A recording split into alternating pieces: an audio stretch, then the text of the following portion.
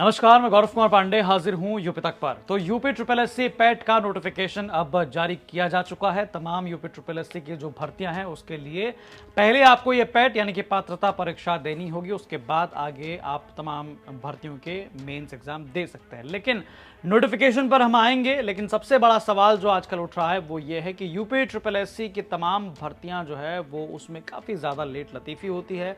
PAT यानी कि पात्रता परीक्षा हर साल जो है टाइम पे आता है, हर साल अभ्यर्थी जो है पात्रता परीक्षा दे लेते हैं, पात्र हो जाते हैं, लेकिन जो तमाम भर्तियां जिनके मेंस एग्जाम देने हैं वो समय पर नहीं आती हैं। इस पर हम बात करेंगे विस्तार से। पहले आइए जानते हैं नोटिफिकेशन के बारे में। जी हाँ, यूपी ट्रिपल एससी ने बकायदा पैट का नोटिफिकेशन जारी किया है। प्रीलिमिनरी एलिजिबिलिटी टेस्ट यानी पैट 2026, इस बार विज्ञापन का प्रकाशन जो है 1 अगस्त 2026 यानी कल हुआ। इसके अलावा पंजीकरण ऑनलाइन आवेदन शुल्क जमा करने की प्रारंभिक तिथि 3/8/2026 से है, यानी कि इसका रजिस्ट्रेशन जो है 3 तारीख से शुरू होगा और पंजीकरण शुल्क जमा करने और ऑनलाइन आवेदन पत्र सबमिट करने की अंतिम तिथि 1/9/2026 है, यानी कि अगस्त का ये 3 तारीख से यानी कल से जो है बकायदा इसका एप्लीकेशन फॉर्म ऑनलाइन हो जाएगा। बकायदा आप फॉर्म भर सकते हैं और ये 1 महीने तक है, यानी कि 1 सितंबर इसकी लास्ट डेट है भरने की।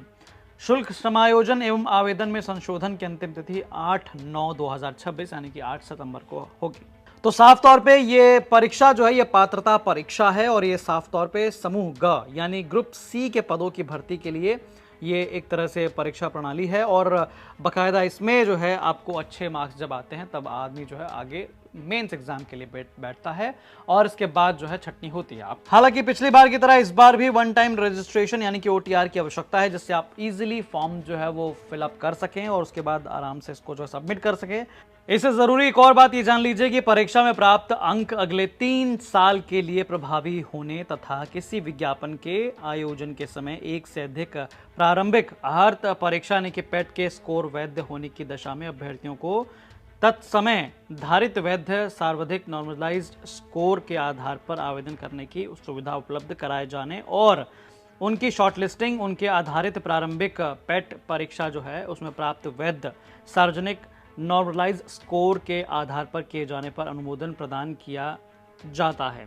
तो इसका मतलब साफ तौर पे आपको जो है ये पैट का स्कोर 3 साल के लिए वैध होगा और इसी पर जो है तमाम भर्तियों को आप देंगे। हालांकि आपको बता दें कि तमाम जो युवा हैं जो सवाल करते हैं वो इसी बात पर सवाल उठाते हैं कि पैट जो है वो हर साल अभ्यर्थी देकर पात्र होते हैं, लेकिन आपको बता दें कि लगातार स्टूडेंट्स की संख्या बढ़ती जा रही है। उत्तर प्रदेश अधीनस्थ सेवा चयन आयोग की परिधि में आने वाले पदों के लिए ये एग्जाम होता है। इसमें जो है समूह ख, समूह निम्न, समूह कुछ ग के लिए भी समस्त सीधी भर्ती वाले पदों के संबंध में होता है। तो साफ तौर पे ग्रुप बी और ग्रुप सी के पदों पर जो है इसके लिए ये पात्रता परीक्षा करवाई जाती है जो यूपी ट्रिपल एससी के अधीन है। अब इसके अलावा आ जाए सिलेबस पे। जो पैट का सिलेबस है वो साफ तौर पे आपको बता दें कि इसमें इंडियन हिस्ट्री होता है 5 नंबर का और इसके अलावा इंडियन नेशनल मूवमेंट 5 नंबर का होता है, ज्योग्राफी 5 नंबर की होती है और इसके अलावा इंडियन इकोनॉमी 5 नंबर की होती है। इसके अलावा Indian constitution and public administration भी 5 नंबर का है, जनरल साइंस भी 5 नंबर का है, एलिमेंट्री अर्थमेटिक्स जो है वो 5 नंबर का है, जनरल हिंदी 5 नंबर का है और इसके अलावा बात किया जाए तो general English, logic, reasoning, current affairs ये सब भी जो है 5 मार्क्स का है। हालांकि करंट अफेयर्स 10 मार्क्स का है, जनरल अवेयरनेस 10 मार्क्स का है और यहीं पर जो है अपठित हिंदी गद्यांश जो है ये 10 मार्क्स का है। ग्राफ की व्याख्या एवं विश्लेषण ये 10 नंबर का है और तालिका की व्याख्या जो है ये 10 मार्क्स का। तो कुल मिला जुलाकर ये इस प्रकार से एग्जाम पैट का होगा और साफ तौर पे सिलेबस के बाद और इसमें हाई स्कोर करने वाले स्टूडेंट्स को जो है आगे आने वाली भर्तियों में मौका मिलेगा। लेकिन सबसे बड़ा सवाल यह है कि क्या पैट स्कोर देने के बाद भर्तियां आ रही हैं या भर्तियां आ रही हैं तो उसमें कितनी देरी हो रही है, ये भी बहुत एक बड़ी समस्या है जो स्टूडेंट साफ तौर पे उठाते रहते हैं। जैसे अगर बात की जाए पेंडिंग एग्जाम्स की तो उसमें सबसे बड़ी संख्या जो है वो एग्रीकल्चर टेक्निकल असिस्टेंट की है, जहां पर हजारों कृषि स्नातकों के आवेदन जमा होने के बावजूद मुख्य परीक्षा और शॉर्टलिस्टिंग प्रक्रिया में देरी हो रही है। इसके अलावा स्टूडेंट्स का दावा है कि ऑडिटर और असिस्टेंट अकाउंटेंट की भर्ती में भी काफ़ी जो है धीमी गति से भर्ती चल रही है और वहीं पर forest guard, wild life guard जो है उनमें भी पैट, पीएमटी और अंतिम जो चयन सूची है उसको लेकर अक्सर जो है देरी की स्थिति बनी रहती है।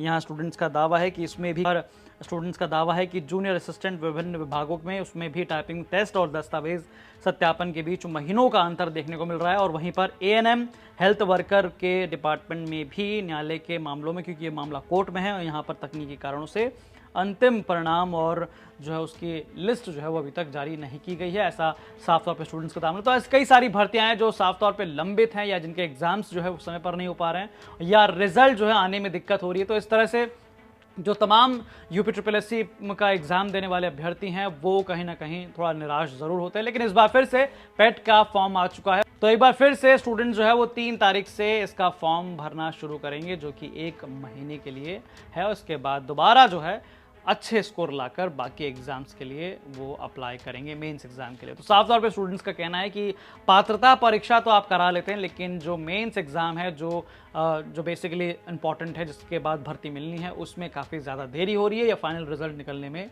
देरी हो रही है। कई सारे इसके टेक्निकल इश्यूज भी हैं। तो स्टूडेंट्स लगातार इस मामले पर बोल भी रहे हैं, हालांकि इस पर आपकी क्या राय है हमें कॉमेंट करके ज़रूर बताएं। बाकी तमाम खबरों के लिए आप देखते रहें यूपी तक। धन्यवाद।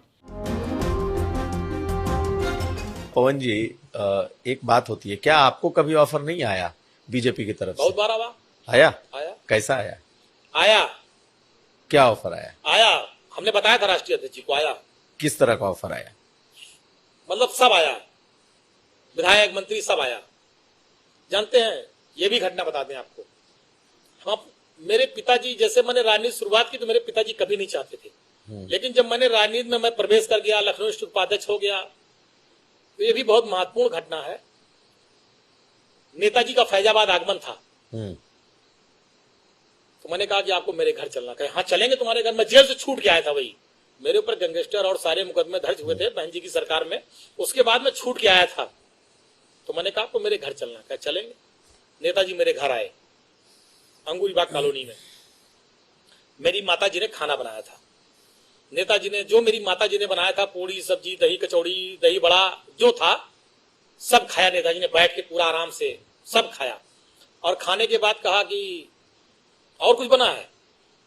तो हमने मम्मी बुलाया अपनी माता जी को, तो उन्होंने पूछा क्या नाम है आपका? कहने मेरा नाम गीता। कहने बताइए कुछ और बना है?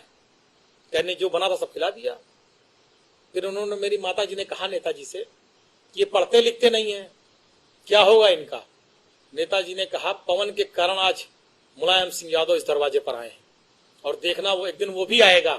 आज मेरे आने पे डीएम कप्तान बाहर खड़े हैं, एक दिन पवन भी आगे जाएगा, डीएम कप्तान भी बाहर खड़े होंगे, पवन बड़ा आदमी नेता बनेगा। और मुझे नेताजी ने बनाया, उस स्थान पे पहुंचाया। ऐसे थे धरती पुत्र मुलायम सिंह यादव जी।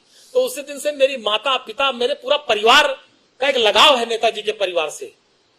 जब ये सब बातें आई कुछ लोगों ने कि भाजपा ये सब, तो मेरे पिताजी ने तुरंत मुझको फोन किया, कहा जीवन में भूल न करना, जीवन में गलती न करना। ये चीजें मेरे पिताजी ने बहुत सख्ती से मुझसे बात कही थी, मैं बहुत ईमानदारी से आपसे कह रहा हूं।